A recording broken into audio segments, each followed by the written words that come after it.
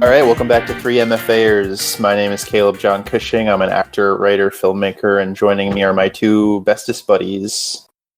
Who are we, Caleb? I'm Brandon. I'm Joshua. Or Josh. And I'm Big Red. Okay. Nope. Bring it on reference? Nobody? All right, fine. No, I appreciate it. No. Josh says no, though. What do you Josh guys do gave it a for hard real? no. What do you guys do for real? I'm Brandon McPherson. I'm an actor from Toronto, Ontario, and right now I'm a professional quarantiner. True. It's been about 18, 19 days. It's pretty awesome. It's great. It's fun stuff.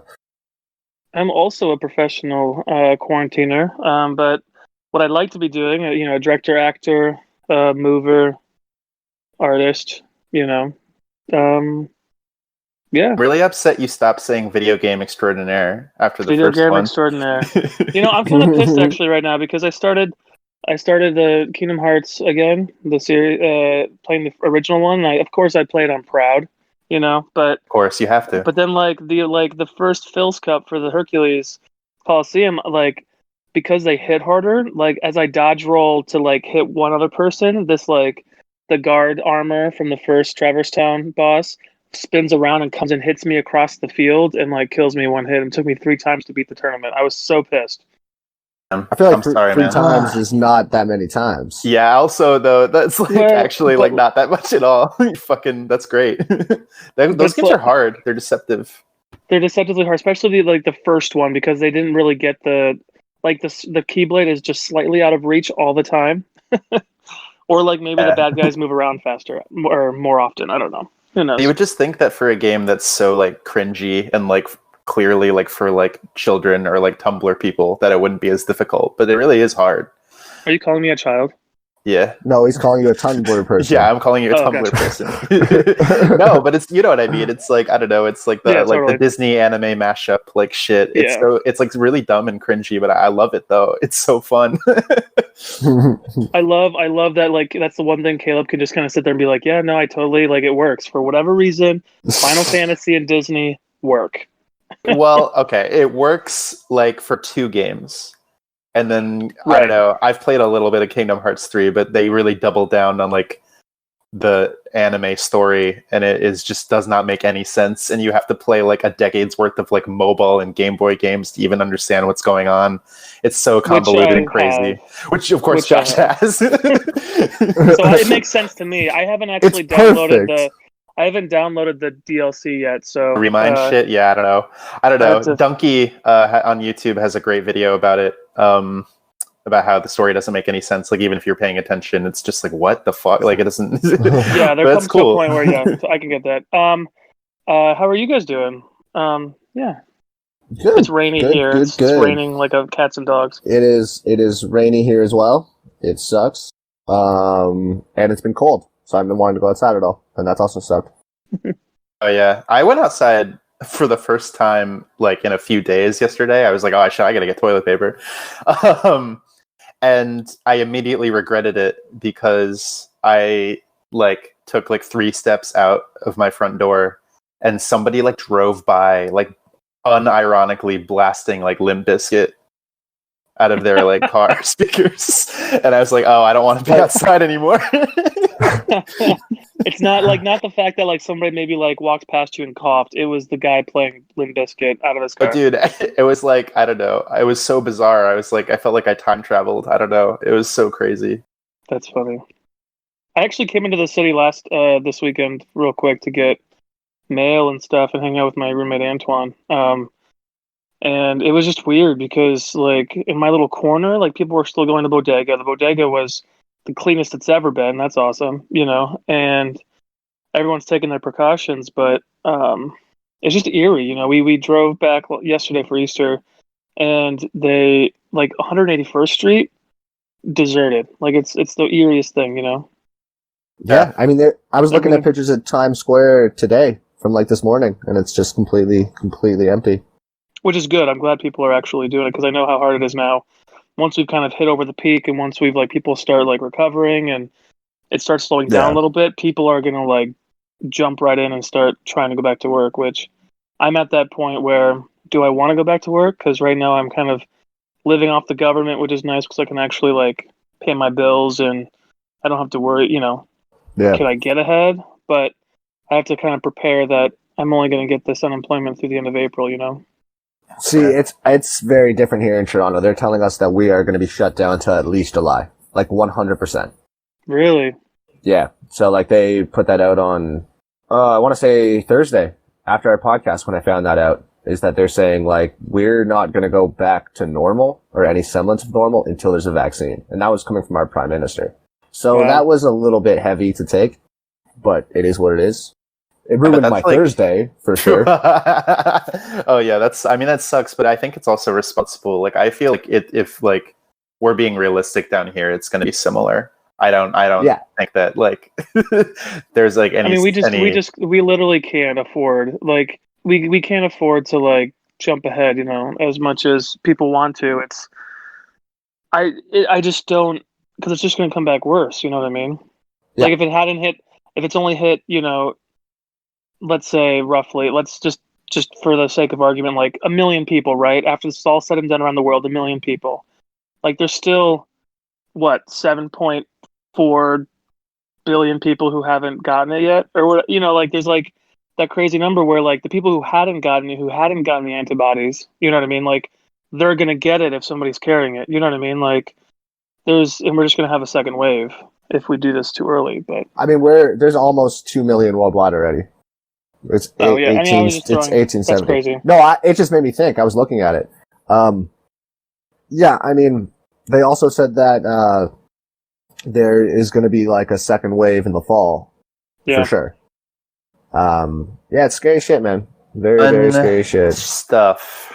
Yeah, I don't know. And then Boris Johnson was in the hospital, and it's just like, oh my god, everything is going crazy. Like, the best part of that is like you're trying to live your life, right? You're trying to be in a pandemic. You're trying not to think about pandemic style viruses. And then your buddy makes you watch a movie where there's a ghost virus that makes everybody lose their fucking mind.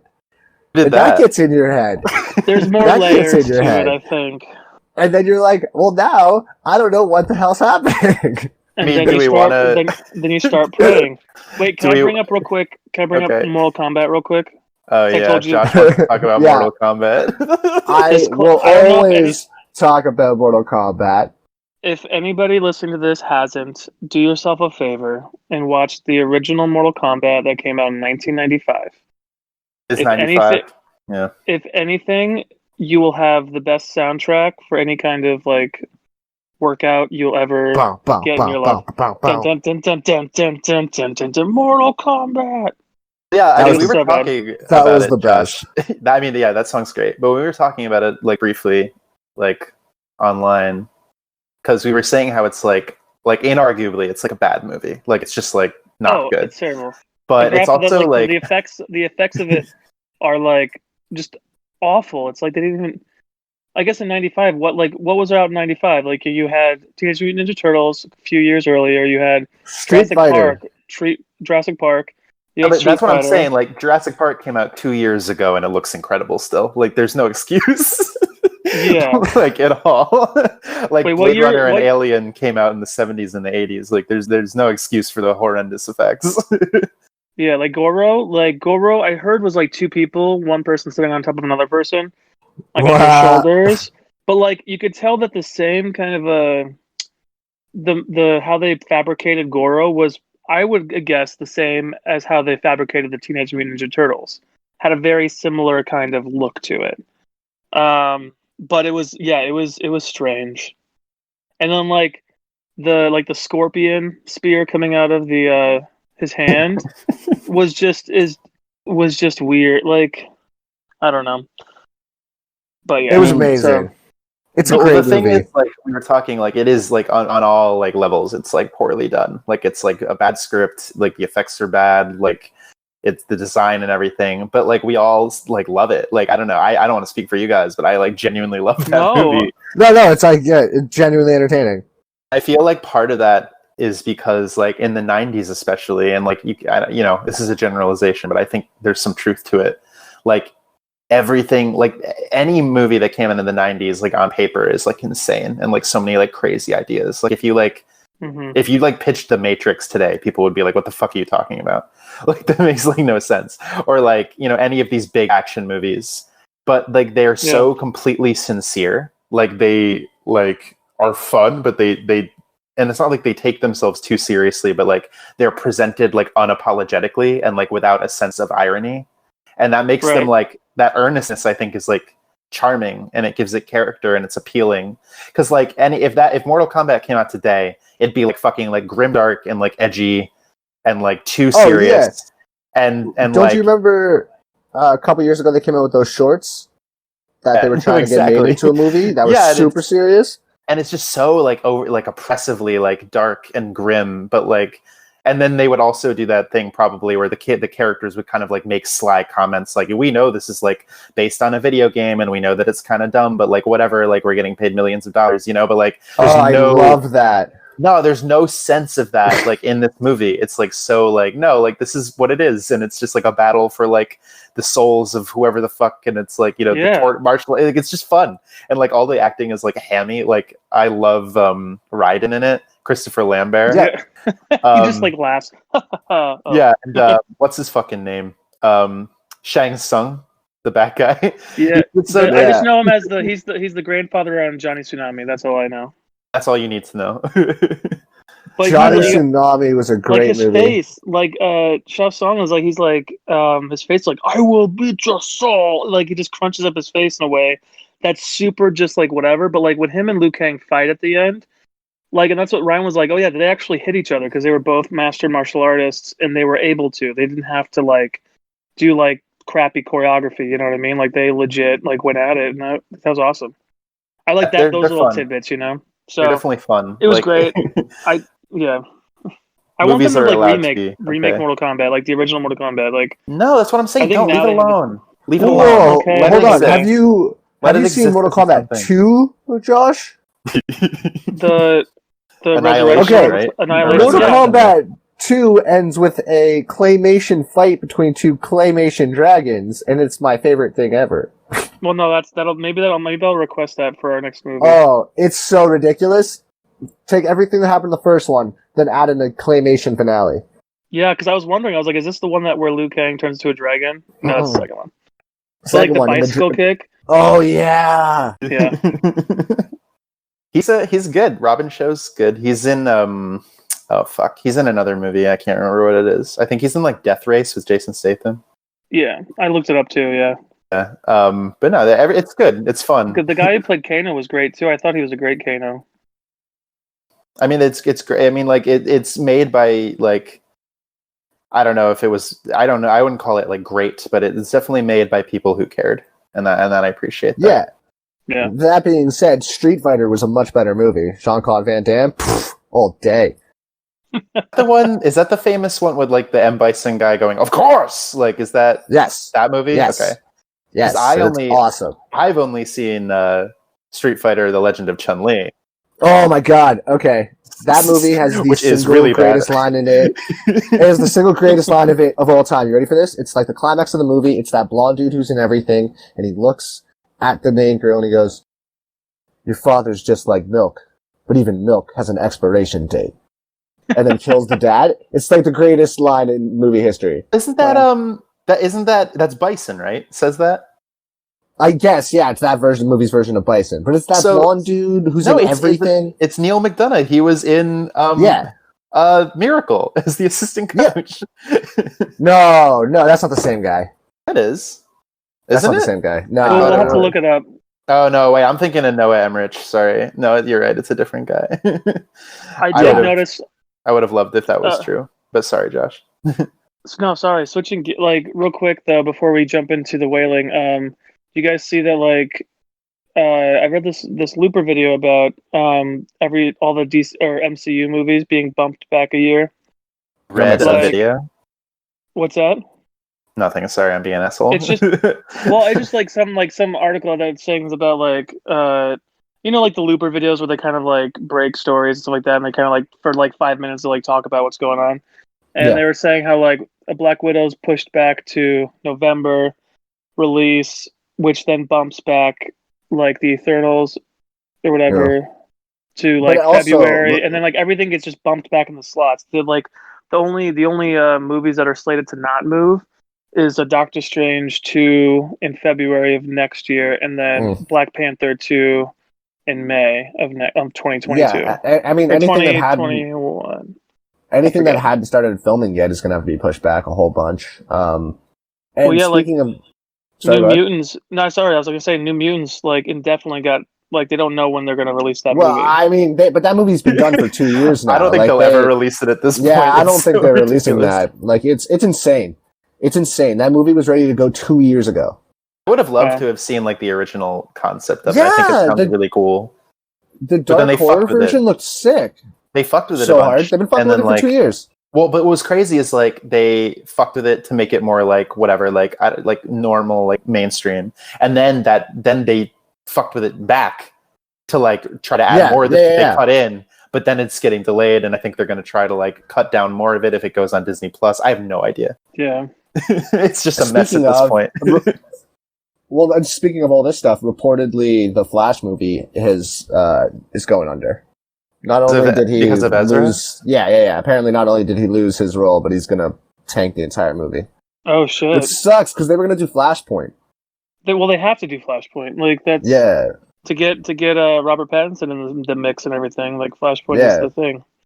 I haven't seen. I can't find anything that confirms that. I see like rumors and speculations. I am not seeing anything that says like it's confirmed that happened.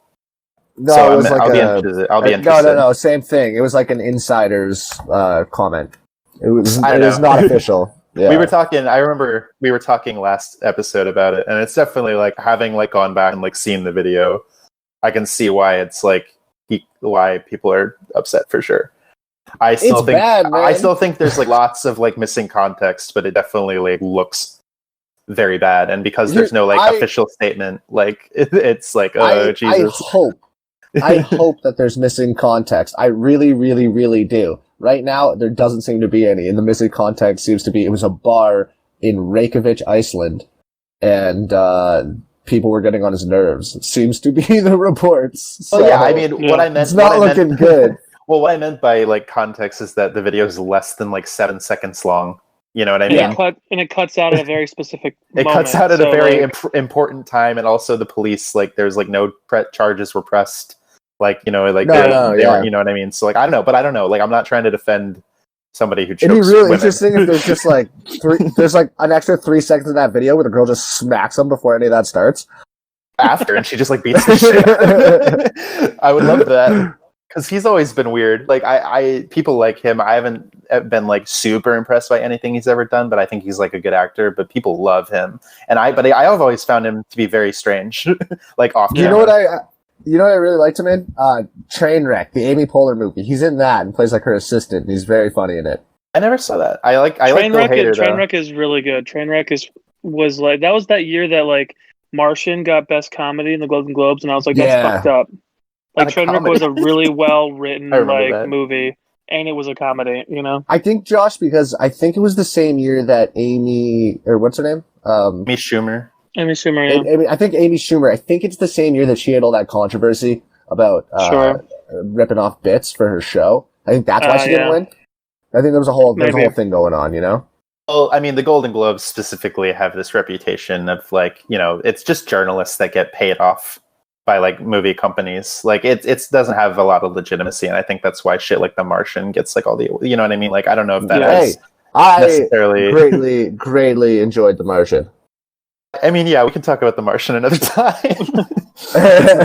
wasn't my thing, but people love it. Oh yeah, I've heard the book is great. I read the book before I saw the movie, and both are very good. Okay, both are very, very good. Okay, cool. Yeah, sure. We'll leave it at that for now. Yeah, let's talk about the Wailing or whatever the hell we watched. Should we jump in? All right, so let's do it. Let's just do it. I have thoughts, but more I have questions. All right, well, I might have answers, so let's go. So this will be like, I mean, I don't think you can talk about this movie without like heavily spoiling it. So just like, you know, be warned.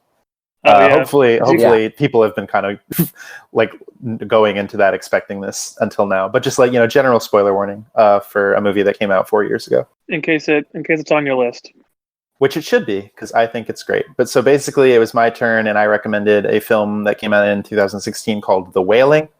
It is a Korean film directed by Hong Jing-na, and it focuses on a small town, and there's some sort of illness that is sweeping through the town that is causing people to become uncharacteristically violent.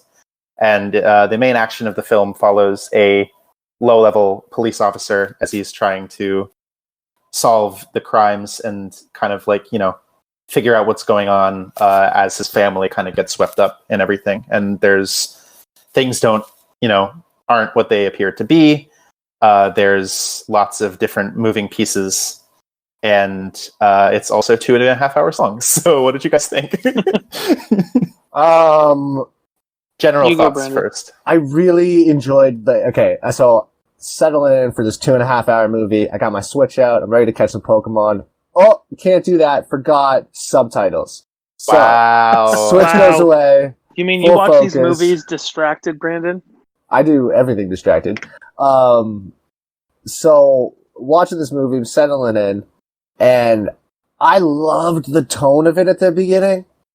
Like the main guy and him just like bouncing around, not really knowing what's going on. He was so entertaining to watch until anything happened. So that got me right away. I was like, oh, this guy's awesome. I can watch this guy just walk around all day. That's where I'm starting. Well, yeah, I want to hear, Josh, your general thoughts as well. But I actually, I loved his performance. Mm-hmm, I loved that, how he started out as, this, bumbling, goofball who, had no idea what was going on and, didn't really care. He's not, invested in his job as a police officer. And he's sort of just, getting freaked out by everything and is, doesn't have, a tough life at home by any means. But he's also, he's not taken seriously by his family, really. His daughter loves him, and I love that relationship. But as the film goes on and, the kind of stakes get higher and people start dying and it becomes more intense, I love how this actor, who I'm not going to be able to pronounce his name right because I don't speak Korean, but his name is Do Won Kwak. And he's he awesome. Becomes this, he channels this rage and this fear and this sorrow, and he kind of seamlessly becomes it's like a human being, the character is a real person that experiences all these different kinds of emotions. And I really liked his performance. I think it anchors the movie for me. Yeah. If you don't have him, it's a completely different movie. I agree. Yeah, totally. My general thoughts on the film, I would say I liked it. I'm really glad, and we'll get into this a lot later, but I did enjoy the payoff at the end in terms of sitting through a 2.5 hour movie and then just getting some of those answers for me anyway. Yes. And I liked it. Was an interesting kind of was it sci-fi, was it whatever, but it's always cool with the some very beautiful shots. Made me want to go visit Korea. Yep. Yeah, this movie looks fucking gorgeous. And they, with the subtitles, I always forget. It always takes you a while to get used to reading and then watching at the same time. You know what I mean? At the beginning of the movie, it was hard to follow because I was watching, but then I was reading the whole time. And then I think the beginning also confused me because they had opening credits subtitled as well as the lines. And so you were reading and all of a sudden you're wait, costume design by so-and-so. Okay, cool. But then wait, they're speaking too. And that was definitely an issue. And I think one of my first notes were, it's confusing to follow, but then I said it's because it's in a different language. They were doing exactly what a lot of our movies do, and put those names and credits in the beginning. But because we can read it and listen to the language at the same time, it doesn't bother us. And it was a unique thing to sit through in terms of how that was set up. I noticed, but I liked the story. I liked the stakes. It was a little kind of a slow burn, actually. I feel, for the movie, because it led you on this little trail of what was happening and figuring out this disease and things like that. But then, I guess, would it be okay if I just went into my initial thought like towards the end, or do you want to go in order of like events? I just want we don't have to go in order, but oh no, sorry, Brendan, you go. Can we spoil the end right now so we can like get that out there and then talk about it? Well, I wanted to just respond to a couple of Josh's points before we do that, but then we can frame the discussion in terms of the ending if you guys want. I think that'd be cool. I think just so we throw that out there so we can, talk about the rest of it. Deter anybody else who wants to listen. Yeah. Well, I think, Josh, you brought up two things that I was kind of going into this discussion wanting to talk about. The first thing is I personally don't ever have an issue with subtitles. And I think I forget a lot of people do. Like I grew up kind of watching like bootlegged anime, like since I was like 10 online. So I've never had like an issue like with that stuff. But I agree that like, in movies like this, like with the credit crawl, like that can be like if you're not quick, like if you're not expecting it, it can go by really fast. So I should have like gave you guys a heads up, so I apologize for that. But I don't know, did you find it was like a huge issue like throughout? Like did you think that it was like too distracting? No, not at all. It was kind of the same thing when I saw Parasite, where like it just takes you initially like 5-10 minutes to get the like to read fast and then watch. Because a lot of the times when they speak the lines, there's a lot more consonants in the Korean language for the line than there is to read it. So it's quicker to read it real quick and then watch the scene. Does that make sense? Like, so once you get used to that formula, then it was totally fine. I was totally in it. You know what I mean? The whole time. No, that's good to know. I'm glad. I did wish like, cause we took some time trying to make them bigger cause like Ryan couldn't really read the subtitles on the TV. So we're like, okay, well maybe there's a setting in Amazon to like make them bigger, but nope. It was so the same size the whole time. I never tried to do that. I'm glad you brought up Parasite because another thing that I wanted to talk about is genre, like specifically with Parasite, which we've all seen, right? I haven't seen it yet. Oh, okay. Well, I'm not going to spoil anything. But basically, yeah, you should. But basically, something I've noticed through a lot of Korean films that I've seen is they don't really. It's not like one thing. Like Parasite, it's like, is it a drama? Is it a comedy? Is it a thriller? Like, is it like what is it? It's all of these things. It's its own unique kind of like blend and path and feel. And I feel like this movie kind of is that as well. Is like, is it a comedy? Is it a horror? Is it a thriller? Is it a mystery? And it's like all of these things. It's just a really well told story is how I feel. Yeah. And I admire that about it a lot. I think that it seamlessly kind of like goes on to become lots of different things. Right. Well, especially at the end. Jesus, like. Yeah. Also, even within that, like, okay, when they have that fight, it's like the 5 guys at the Japanese guy's place, and they have that fight, and it's almost comedic. You know what I'm talking about? I absolutely do. I agree. And I think it's because, like, in the American version of this story, like, you are following Super Cup, and you are following all these guys who are competent. But this is just, like, these just people, like, they're farmers. They don't really know what they're doing. So, like, when they see a fucking zombie or whatever it is, they're freaking out. And that's why I love it, because these people would do that. They would freak out and, like, be unable to, like, know what's going on, you know? Yeah. It was fantastic. And, like, it rode the line perfectly between super drama and comedy. Like, it was unbelievable. And you have this moment where it's super serious, and then all of a sudden they keep doing the exact same thing, and the zombie thing keeps jumping on them and biting them, and then the next guy has to hit it in the head, and it's like, what is happening right now? Oh, I love it. It worked perfectly. It was like the perfect comedic relief right at the time. I agree. And then it gets super serious again immediately after when they're chasing the Japanese guy again. I was just going to say, to your point, like right after that, he has this like breakdown about how he just wants to save his daughter. That's perfect. Yeah. Absolutely. It's unbelievable. So I would like to, now that we've kind of gotten into it a little bit, can I say what I appreciated about the movie and like the investment of sitting for 2.5 hours and like kind of watching the movie was, in hindsight, they gave you, the way it was written, they gave you all the pieces. Like, they led you on this, for me anyway, this is my take on it. They led you down this breadcrumb of like the Japanese guy being a ghost and a demon or whatever, or like, and he had the room, like the atheist looking room or whatever, with the goat heads and things like that. And then you had all the pictures and stuff like that. And he was just kind of, when he was accused, by our main character, he just sat there and took it, and then he got rid of it, burned it or whatever. Yeah. And then there was that little seed of doubt during the chase, because then the young woman in the white, you kind of thought, oh shit, maybe she's like the demon, and like, kills this guy who was just misaccused her, whatever, when he falls off the cliff in the truck, and they like get rid of him because the shaman's like, I got rid of the wrong person, and then you're like, oh shit, is the shaman like, oh no, she's the demon, and then like that dichotomy of like the woman and not going back to the house for Three Crows, and then at the very end it is the Japanese guy, being the devil and stuff like that. I'm just like, oh Jesus fucking Christ. Like they told us, they all the clues were there that it was the Japanese guy, but then they made you doubt it. And then now that's really interesting, is because I agree with you that, like, for me, a huge reason I wanted to recommend this movie is because of the writing. Like, I think they do give you all of the clues. It is very well paced. I know that it's slow. I personally don't mind a slow burn. I think for something like this, when there's such a huge payoff at the end, it's worth it for me.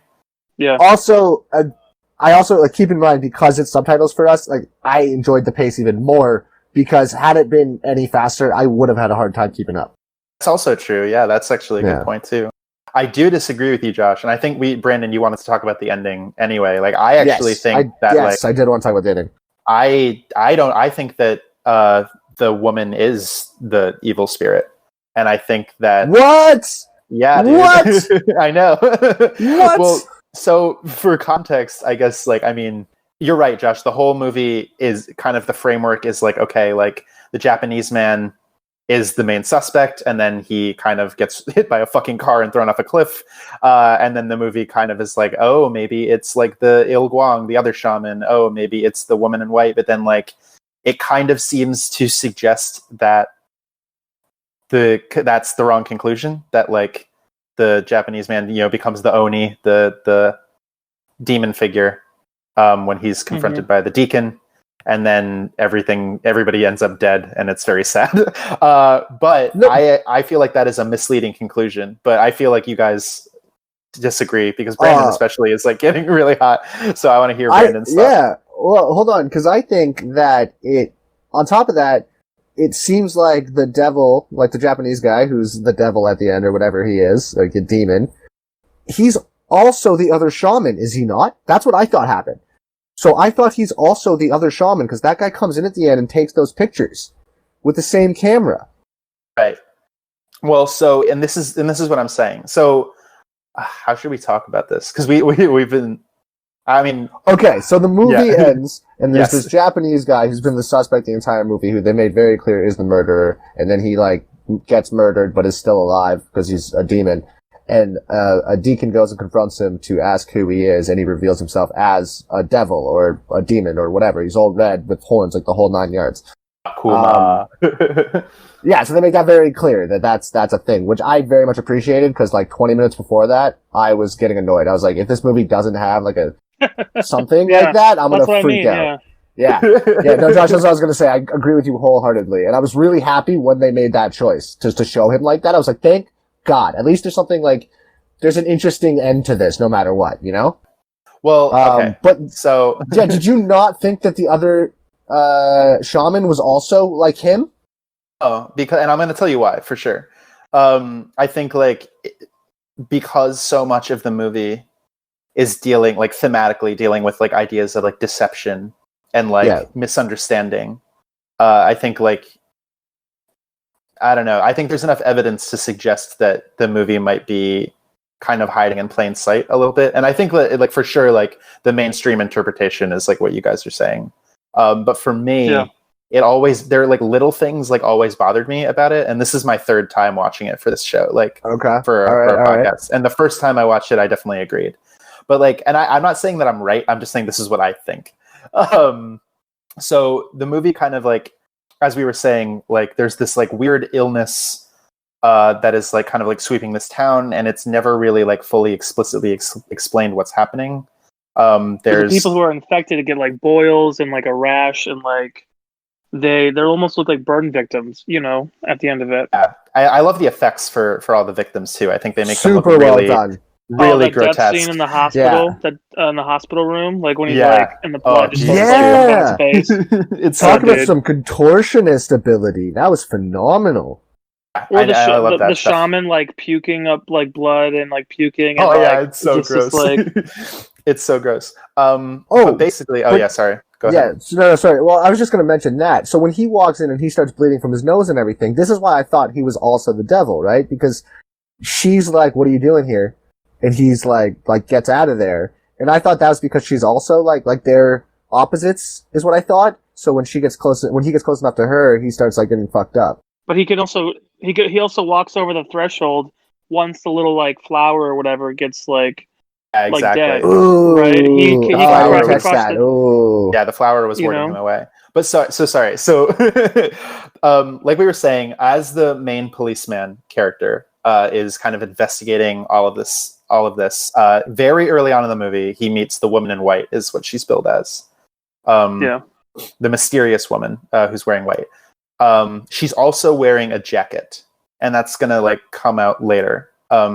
Just seems to be wearing this like innocuous, like kind of like Army jacket. I don't know, yeah, army jacket or kinda workman's jacket or whatever it is. And she kind of is like trying to spur on the main character to pursue a lead or like come into like an area in the back of the house that he ends up encountering like a demonic hallucination, and ends up like.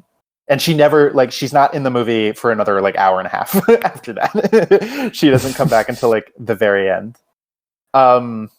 But when she does come back, the next time we see her, she is observing the Japanese man as he's getting hunted by the townspeople, and is like the shot of her like looming over the main character as he throws the Japanese man off the cliff, I think is very sinister.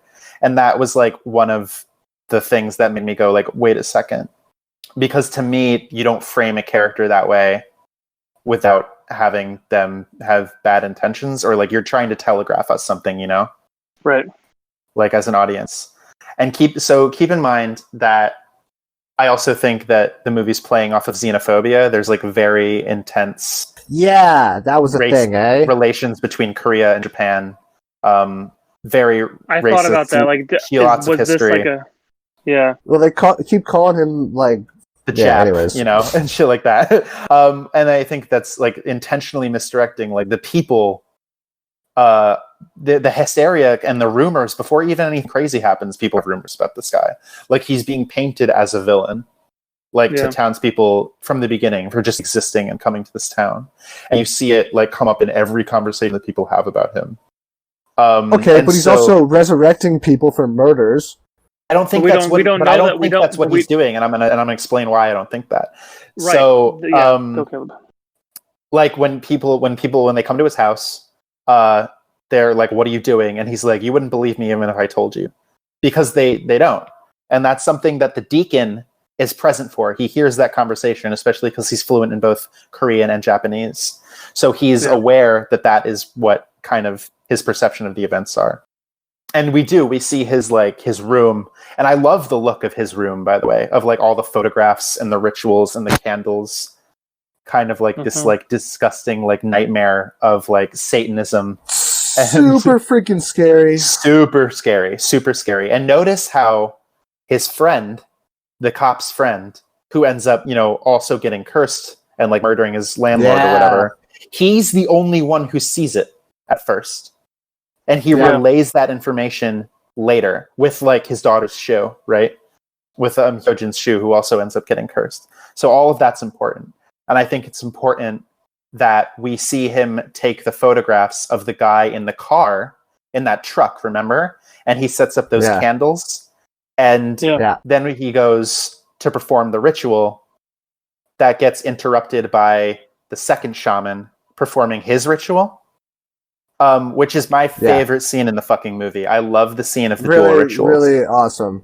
Yeah, really, really, really, really cool. This fucking hotshot, like almost like celebrity shaman, like from like Seoul, like the big city. Like they hire him to like kind of fix his daughter who's like kind of getting sick. And I love that scene. I love the music. I love the intensity. I love how it's shot. But the Japanese man, he's unable to finish his ritual because he's kind of the recipient of the killing curse by the other shaman, right? And the only reason that shaman failed to kill the Japanese man was because he was interrupted by the main character, right? And then so the Japanese man is like, oh fuck, like I gotta like sleep this off or whatever. When he wakes up, he immediately runs to the truck and sees that the corpse is reanimated. He's not in the truck anymore, and he's panicking. He's like scared. So like, why would he like be reacting that way? That doesn't make a lot of sense. So I think if he's the one who like was doing it for him. Exactly. I think that the photographs are a way to like, for like whatever powers he has, whatever ritual he's performing, he needs that to try to prevent the curses from happening. Yeah.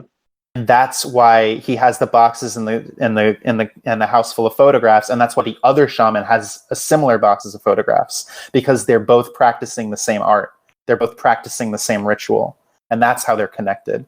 And that's why he like rushes on down like the mountain in his car on the phone when he's later in the movie, when he's like, I got the wrong one. I got it wrong. Because that's why Hyojin was able to still getting cursed, because he was doing the killing curse on the wrong thing. You know? Okay. Question. Why is he a demon then? That's why it was important earlier. So we have no idea what reality is for the people that are getting cursed, right? Like throughout the entire movie, we're not seeing the point of view of the people that are cursed until the end, when we go and visit the deacon as he's like going through the cave, because he gets bit, right? And he gets like affected or whatever, like in the hospital, when after his like uncle is dead, and he goes to find the Japanese man who has died at this point, like has been fucking hit by a car and like thrown off a cliff. So I think that he is like being resurrected in his like resurrected cursed state, and is psychologically mocking the deacon's Christian faith, because the dialogue says like, you already have these like ideas about me, like you already made up your mind. And like it is the same model of the camera, because the deacon was there at the house to see the Japanese man use it. And he's like, the dialogue is like, you know, mocking the Bible verses from Luke or John or whatever that was like in the beginning of the movie. It's like, do you not see that I have flesh and bones? I am not a ghost. Like, it's all like a psychological trick to make the deacon lose his faith in God before he succumbs to the curse, is how I took it. Well, and then you notice, if you guys notice too, like when before the Japanese guy transformed, you saw that there's like a hole in his palm, like the crucifixion of Jesus, exactly. You know, and like, you know, he's like, I can get the whole toying with the guy, like, you know, if I make you leave, or, you know, but I did love can I just shout out to the reveal of the demon, where it wasn't just the full on face, it was the hand, like with the camera, like that shot of him, like, you know, doing the film or whatever, getting a new, a fresh thing to take another picture. And then it was revealed, like, because you can't see because the camera's covering the guy's face.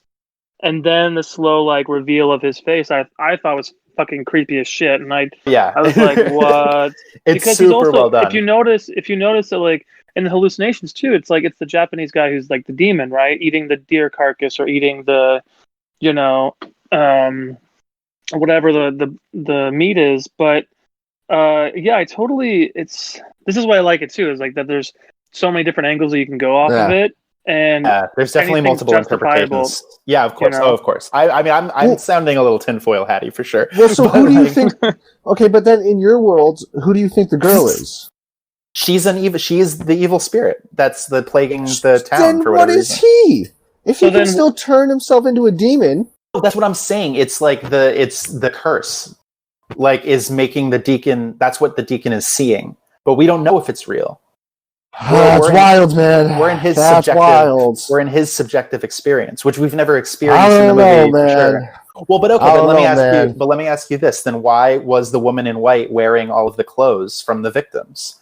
They have that like shot at the end of like her, like that little quick montage of her, like the sweater and the jacket. She has Hyojin's hairpin. That like, why would she have that hairpin? She's a thief. In the very beginning of the film, when when Hyojin drops off the food for her dad at the police station, she drops her hairpin. They deliberately show her, or they show him bending down to pick up the hairpin, but then he doesn't pick it up. They show him not picking it up. He gets distracted. So then how the fuck did she get it? Because she was there. Because she tried to curse the policeman the night before. If you remember, that like naked woman out front of the police station, which is a great comedic bit, by the way, where they're talking about like, they're trying to scare each other or whatever, and they're talking about the magic mushrooms, and then this just like naked woman is like outside of like the police station. They both freak out. The next shot is him like in his cold sweat, like in having a nightmare where he's like, "You stupid whore, like stop, like you fucking bitch." Oh, I laughed out loud because everybody else is eating breakfast. I mean, it's funny for sure, but I think like that was in his dreams. He was resisting being cursed and possessed by the woman in white. The woman, interesting. Yeah, that's what I think. I think it's like all very subtle. I don't know. What do you mean you don't know? I'm telling you. I don't know. Well, I mean, what do you think, then? I want to talk about real quick. Shout out to like those shots of the mountains and the sunsets and like those like stills, real quick. I mean, it's definitely visually, it's absolutely gorgeous. But the guy like getting hit by lightning was funny. I thought, right. I totally forgot about that. It's such a weird, like, because Mike. Okay, this is what I mean about like the breadcrumbs, right? So like, it's all about the guy, and like if the deacon, whether or not the deacon is like seeing the guy as a demon or the guy's a demon, it's like, but how is he like in cloth and like in this cave? Like, no good spirit lives in like a cave with candles and like, goat heads. Does that make sense? Like, come on. We don't know. We are kind of like the movie is coming at it from an angle of like, the audience will be approaching this with like an idea of like classic Christian iconography of like, crosses good, women in white good, like impure, and then like, ritualistic, like, satanic shit bad. But like maybe that's just the ritual that you gotta like, you know what I mean? Like everything is like operating under like the lens of like being misunderstood, Right? Like things aren't as clear. Know. You keep saying you don't know, Brandon, but I'm trying to explain it. What do you think then? I think the woman in white was trying to save her. I think it is. But I don't feel like the evidence. I don't feel like the evidence is to support that though, because like for instance, she wants the main character at the very end to not enter the house, right? She's like, you have to wait till the rooster crows 3 times or whatever, knowing that and everybody dies. Well, because he doesn't wait. No, it's not because he doesn't wait. It is because he doesn't wait. Nah, dude, he should have gone earlier because they showed Hyojin was already there and she was eating all the fucking fish. She was possessed. She was sick, and she was gonna murder. Like they cut to her like looking at the knife, like she was like in the process of already murdering like his family. It's a Schrodinger's cat situation. If he never went, she wouldn't have murdered. Facts. I don't think that's true, and I'm telling you because like no, just like let me explain. So when the hip young shaman first shows up and he starts to feel sick, I think it's because that flower, whatever that flower is like a ward for him. And that's why, like, the woman in white is like, you can't, like, fucking, like, get in here, like, get out of here. And you're not allowed in here. Exactly what she says. And then so, he fucks off, and then he realizes he's made a mistake, thinking that the Japanese man was the evil spirit when it's not. Again, like, he hallucinates, like, locusts and, like, classic, like, Christian iconography. Oh, yeah. But after what's his name, the main policeman like enters the house and like breaks the seal and the flowers wilt away, then he can go through again. Anytime he enters a domicile, if you watch through again, like when he enters those houses, he checks the entrance to make sure that there's nothing there, to make sure that there's like no curse or whatever, so that he can't like pass through. And then he takes pictures of the people after they passed away to prevent them from reanimating. He could perform a ritual. And that's why there's like all of those like pictures in his box in the truck, because he's doing the same rituals that the Japanese man was doing before he died. Or both him and the Japanese man are demons. I mean, that's the thing. I think it could be either, but I think there's enough subtle evidence that paints the woman in white to not be what she seems to be. Well, let's go back to because the house that burned down, like the initial kind of case that they all kind of they investigate. Did you remember, like, what's interesting is the same flower was there, obviously, but she almost seemed a little excited to talk about the facts of what happened. Like, she stabbed her whole family. They all, she seemed pretty like excited about the details, about sharing those details with the guy. But I also want to know too, like, like the nest of sticks around the how Jin or the daughter was reflective of the same like nest that they essentially saw in the beginning of the movie. Yeah. Now I don't know nest. I don't know if that means that there was the same kind of like exorcism that was tried to they tried to perform, or what?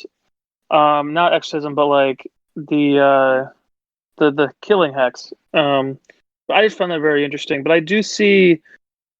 So if the demon puts up their own, like, from, if we're going from Caleb's point of view of like the woman being the evil spirit, so he can't go into any place that's super evil until it's broken. Is that what you're going off of, Caleb? Because like, the way they made it look was that she was the pure spirit hoarding off the demon of coming and like whatever, and then he can't enter until it's broken or the curse dries up the flower or whatever. But then if it is, I'm trying to go my thoughts.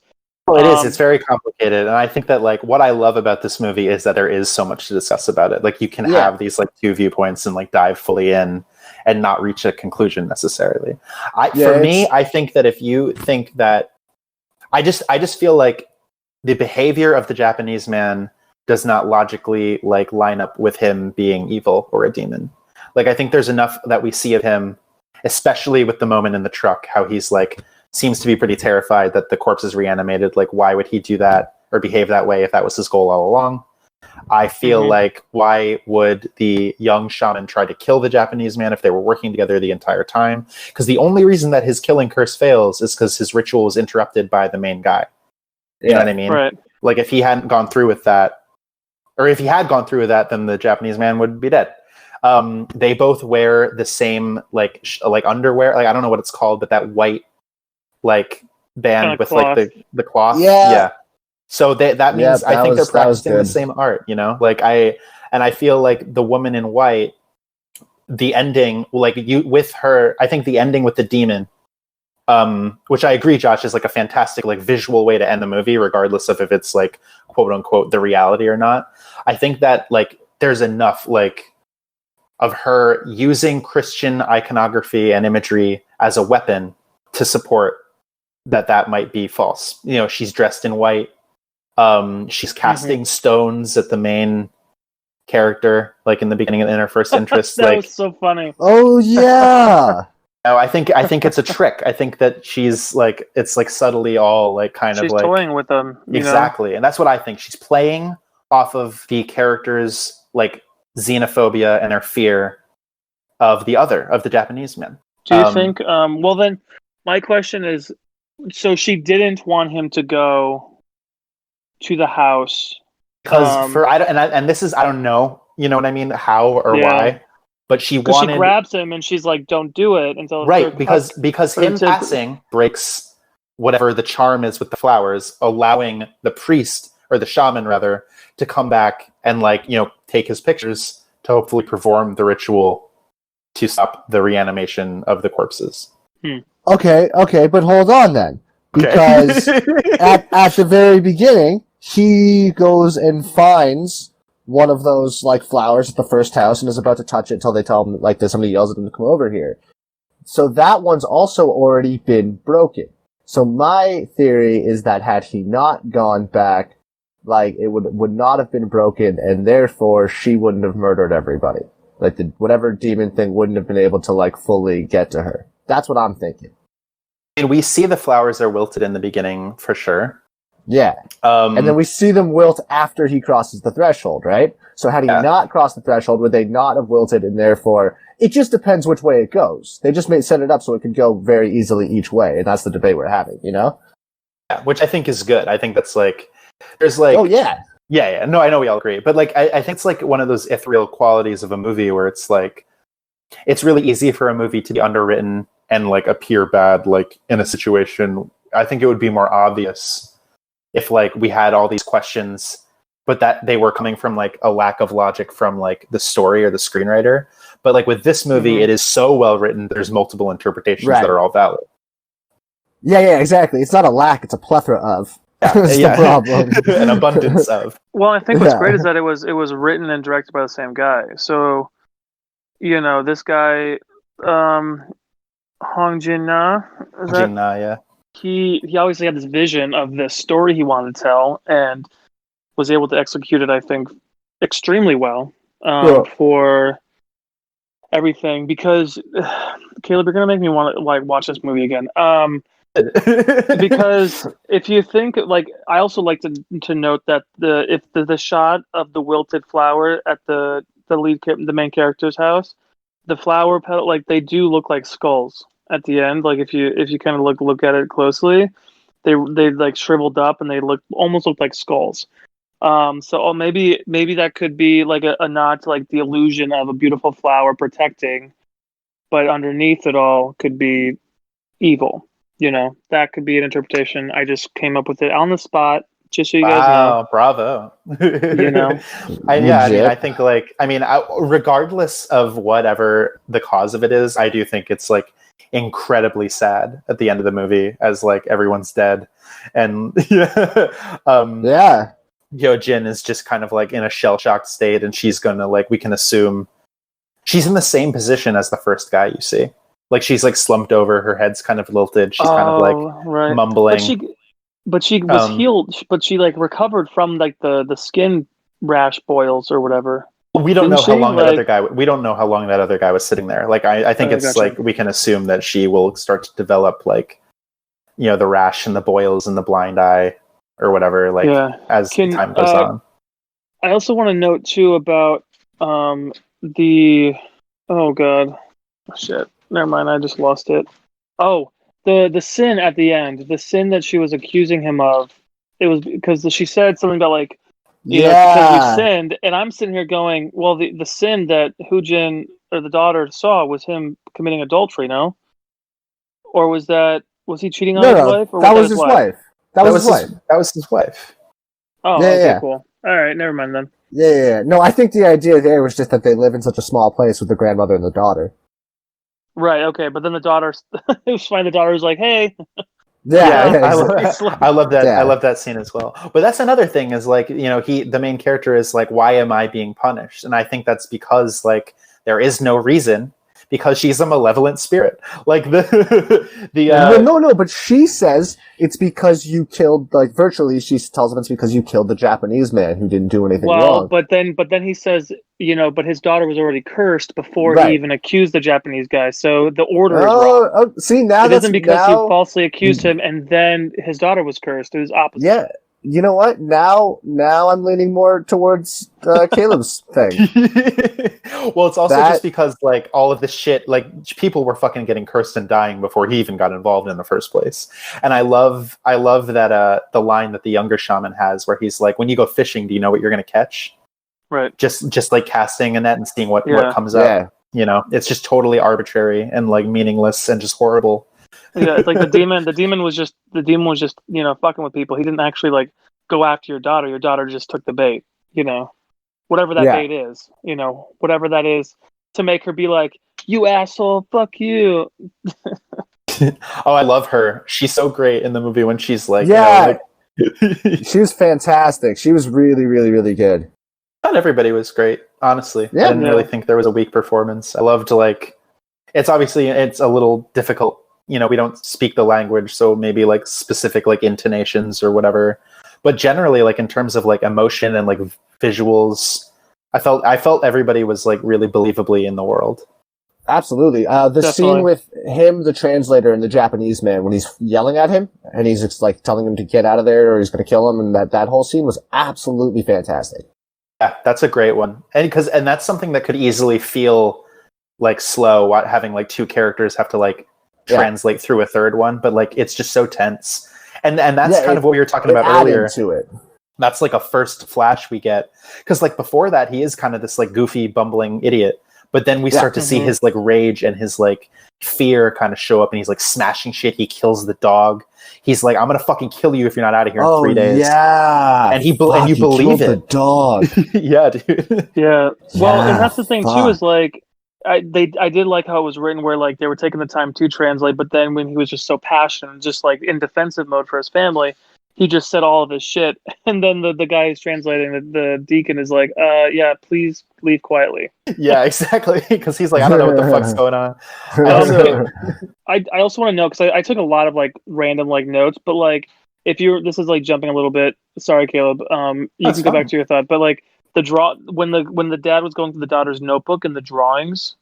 If you notice that some of the drawings were like of somebody like crawling, the only person we see crawling in like in a hunkered position a lot is the woman. Absolutely. That might be something too. I don't know. I'm just throwing shit out there.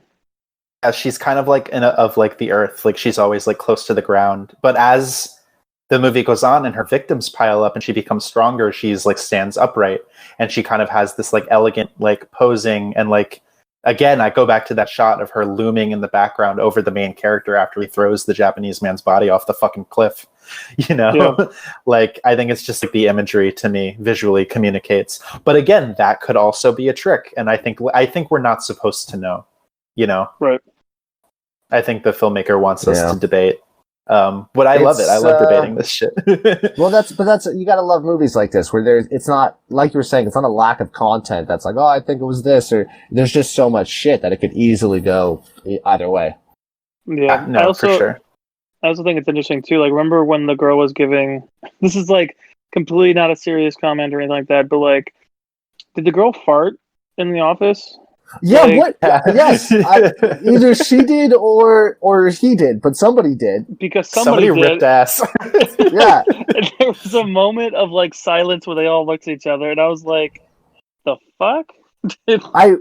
I fucking hope. I really, really, really hope that one of the actors just let one rip and they decided to keep it in because everybody held through it. That's hilarious. God, do I hope that's what happened. They were like, nope, that's fantastic. We're keeping it. Wow. Going to like a more macro level, because Brandon, at the very beginning of the conversation, you made like a comment about like how like I forget what exactly you said, but making something about how it's like a movie about like a raging sickness like during quarantine time. Yeah. Thanks for that. No, well, I don't know. That was honestly more of like a coincidence. I didn't necessarily go into it with that idea, but I do think what this movie does so well is like play on this like feeling of like paranoia and like hysterical kind of like fear of like, nobody knows what's going on, and people have different like theories and explanations, like, oh, it's like the Japanese man, oh, it's these magic mushrooms, oh, it's like a fungus, but like it's never really given like a clear answer. And I think that like it's kind of like a bleak message at the end of like how like, it doesn't really matter because like death comes for you all the same, and all of the main characters except for the young shaman are dead. And it's just like this really like kind of like bleak, hopeless movie, but I think like it's so good and it looks so beautiful that it like is kind of like unexpected, but I still like it a lot. That was great. It's the thing that really got me is how the tone changed from beginning to end. Yeah. I don't know. It got me. I mean, like I said, I loved the reveal of whoever is seeing the demon. We saw a demon. We saw a guy who we thought was dead in a burlap, like in like a blanket, who then was essentially taunting a guy of Catholic faith.